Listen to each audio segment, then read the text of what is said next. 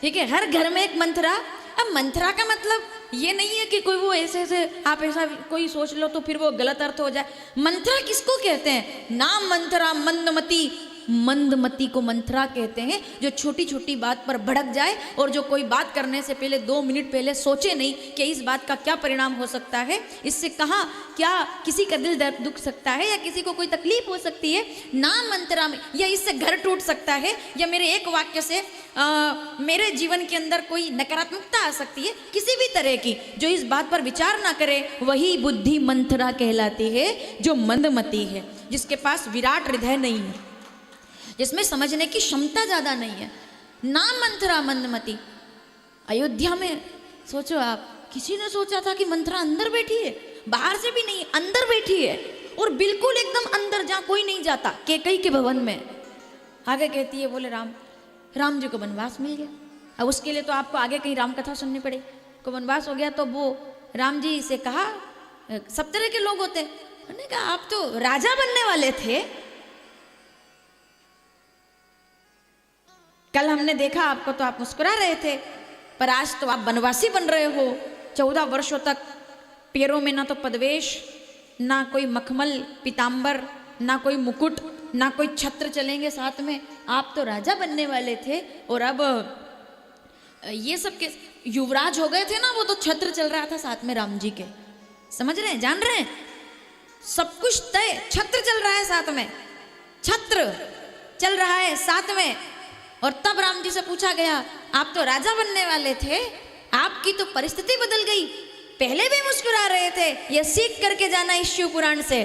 क्यों राम जी इष्ट हैं भोलेनाथ के, कि जिनका नाम कह करके, जिनके नाम के आधार पर जासु नाम शंकर बल काशी, देई सबई सदगति अविनाशी। रामचरितमानस बालकांड 9वां दोहा 2री चौपाई, कि जासु नाम सुमिरत कैलाशी, जिसको सुनकर के शंकर जी और जिस नाम का जप करते हैं और सबको भक्ति दे देते हैं, वो नाम कितना धन्य होगा। वो क्यों राम जी की इतनी वंदना करते हैं? तो वो कहते हैं, राम जी का चित्र देख करके मैंने उनको अपना इष्ट नहीं माना, उनका चरित्र पूजा के योग्य है। वो इष्ट क्यों है, सुनिएगा। तो राम जी से किसी ने ऐसे ही मजाक कर दिया, बोले कल तो आप छत्र के नीचे चल रहे थे तब भी मुस्कुरा रहे थे, आज आप वनवासी बनकर जा रहे हो तब भी मुस्कुरा रहे हो। ये हंसी अंदर से है या केवल बाहर से है? जवाब सुनिएगा राम जी का। बोले क्या बात करते हैं? बोले ये बात करते हैं कि आपकी तो परिस्थिति बदल गई। तो राम जी कहते हैं, परिस्थिति बदली है, मनस्थिति नहीं बदली है। मैं अपनी मनस्थिति पर चलता हूँ, मैंने अपनी मनस्थिति में राजी हूँ उसी में जिसमें तेरी रजा है। शिव जी का नाम लेकर के दुख में भी मजा है और सुख में भी मजा है। मैं हर क्षेत्र में, हर तरह से, धूप में भी राजी हूं और छांव में भी, मैं भीड़ में भी खुश हूं और यहाँ एसी में भी प्रसन्न हूं। बस इसी को तो विराग भाव कहते हैं।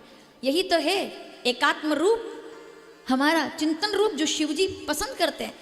तो जो राम हो गया वो शिव जी के लिए परम प्रिय है। जो राम हो गए, जो श्री राम की तरह चेतना जिनके जीवन में हो, तो ऐसे मेरे शंकर भगवान जैसे राम जी की वंदना करते हैं, ऐसे यहाँ से ये सीख कर जाना। परिस्थिति आपके जीवन में कई लोग सामने बैठे हैं, हर तरह की आएगी या आई होगी, दुख सुख सबने देखे हैं, लेकिन उसमें जो डटा रहा वही भक्त कहलाता है, वही मनुष्य है। कि रोज है एक जैसा ना हो, लेकिन हर दिन ईश्वर आपके साथ हो। मेरा दिन चाहे एक जैसा ना हो, पर तू मेरे साथ रहना, क्योंकि तेरे अलावा मेरा कोई अपना, एक तू ही तो है जो मेरा है, एक तू ही है। मैं कहीं एक बहुत पहले एक दृष्टांत मैंने पढ़ा था, देखिए मैं कोशिश करती हूँ सुनाने के लिए। एक बहुत बड़ा भगत था भगवान का, शंकर जी का बहुत बड़ा भगत। अब सुनिएगा, तो उसने ईश्वर से जो मांगा सब मिला। बड़ा मकान, बड़ी दुकान, कॉम्प्लेक्स से लेकर के हर तरह की कार उसके पास। एक दिन उसने बहुत प्रार्थना की कि भोलेनाथ कभी मेरे घर आइए तो सही, हमारे घर तो आओ, कभी तो आओ। और एक दिन भोलेनाथ आ गए। वो तो जल्दी प्रसन्न हो जाते हैं। आपके घर भी कई बार आ गए होंगे, आपने ध्यान नहीं दिया होगा। कभी बाबा के रूप में, कभी गाय के रूप में, कभी नंदी के रूप में दरवाजे पर, कभी पक्षी के रूप में, कभी कबूतर के रूप में। ये तो ईश्वर जी वंश विनाशी आए होंगे। तो इसलिए हमारे यहाँ कहते हैं सबके अंदर राम को देखो, भगवान को देखो। तो आ गए भोलेनाथ। दरवाजे पर खड़े हो गए। अब जैसे इसको पता चला मेरे इष्ट आए हैं, आरती की थाली लेकर के दौड़ा, भोलेनाथ आ गए, भोलेनाथ आ गए। शंकर जी ने कहा भाई ये मकान, ये किसका मकान है? तो तुरंत उसने जवाब दिया, बोले प्रभु जी आपका तो है। सबसे बढ़िया जवाब है, आपका तो है। अच्छा, ये बगीचा 10 तरह के फल लग रहे हैं, खुशबू उठ रही है। जवाब आप देते जाइए आगे।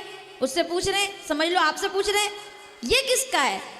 तो प्रभु जी आपका ही तो है। आगे बढ़े तो गाड़ियां खड़ी है लाइन से, एक एक रंग में, अलग अलग, ब्रांडेड एकदम। तो सब गाड़ियां, शंकर जी नंदी को बाहर खड़ा करके आए हैं, नंदी वाले हैं। तो नंदी से उतर कर आए, बोले ये, जवाब दो, ये किसकी गाड़ियां हैं? तो उन्होंने कहा सब आपका ही तो है। और आगे बढ़े तो सोने की थालियां, चांदी के बर्तन, बोले ये, बोले सब आपका ही तो है। थोड़ा आगे बढ़े तो भगवान का मंदिर बना रखा था उसने। अब सुनिएगा, मंदिर बना रखा था। अब यहाँ थोड़ा सा बदलनी पड़ेगी बात को। अब जैसे मंदिर के अंदर भोलेनाथ ने प्रवेश किया तो बड़ा सुंदर शिवलिंग वहाँ सामने विराजमान है। शंकर जी ने पूछा, बोले ये किसका है? तो वो अब कहते हैं क्षमा कीजिएगा, बस यही एक मेरा है, बाकी सब आपका है। इस पे आपका अधिकार नहीं है। एक यही मेरा है बस, बाकी सब तेरा, तुझको क्या लागे।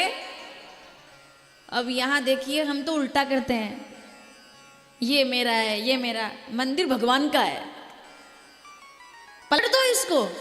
घर भगवान का है, गाड़ी भगवान की है, विश्वास करके देखो आप। नहीं, मैं बिना प्रमाण के नहीं बोल रही। रामचरितमानस उत्तरकांड 89 दोहा दूसरी चौपाई, श्रद्धा बिनु धर्म नहीं होई। एक बार विश्वास रख के देखो, हर काम आपका भगवान करेगा। जो इंसान स्वयं अपने लिए कुछ नहीं करता, उसके लिए भगवान, अगर वो अपने कोई आपको बुरा बोल रहा है और आप बदले में नहीं बुरा बोल रहे, भगवान को जवाब देने दो, क्योंकि वो जवाब बहुत अच्छे तरह से देना जानता है। आप उसके तरफ थोड़ा विश्वास रखो अपना, क्योंकि श्रद्धा बिनु शिव पुराण कहती है, जो विश्वास रखेगा मैं उसे तारूंगा। शिव जी कहते हैं कि घर किसका? आपका। भगत कहता है गाड़ी घोड़े प्रॉपर्टी सब आपकी, और बोले जो मंदिर में शिवलिंग है वो, बोले वो मेरा है, वो ये नहीं कहता कि आपका, वरना ले जाएंगे आप। एक यही तो संपत्ति है मेरी जो मेरे काम आएगी।